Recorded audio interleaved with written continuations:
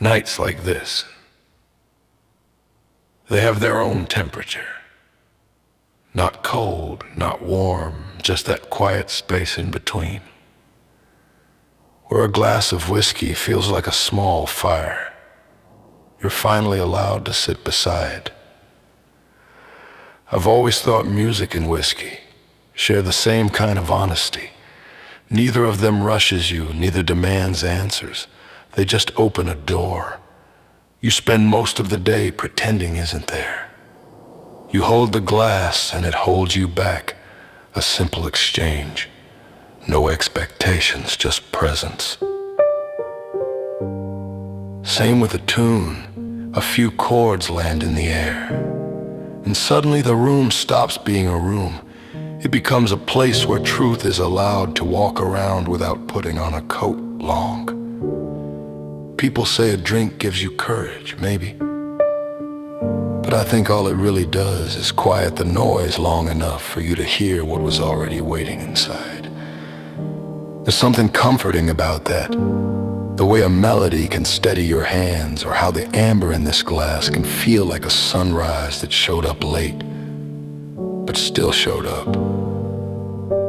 If you're here tonight, you probably understand that kind of honesty.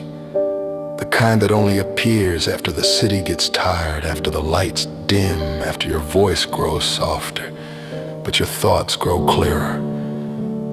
And speaking of nights like this, she used to come here every Friday, same seat by the corner lamp, same old drink, whiskey, no ice. She never rushed it, just held the glass the way you hold a memory you're not ready to put down. Some nights she'd smile to herself like she was listening to a joke the rest of us weren't invited to hear. Other nights she'd stare into the whiskey as if it might finally tell her something true.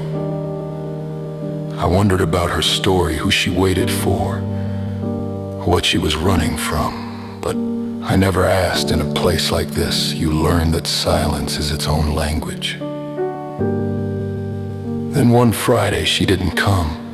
No goodbye, no explanation. Just an empty seat that knew her shape too well. People leave like that sometimes, quietly, without closing the door behind them, leaving you with questions that don't have the courtesy to answer themselves. And still, every Friday, I pour her drink.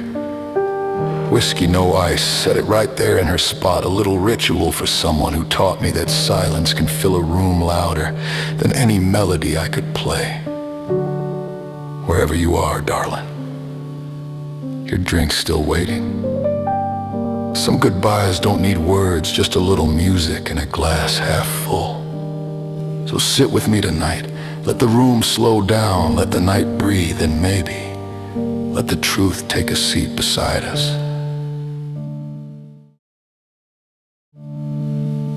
It's strange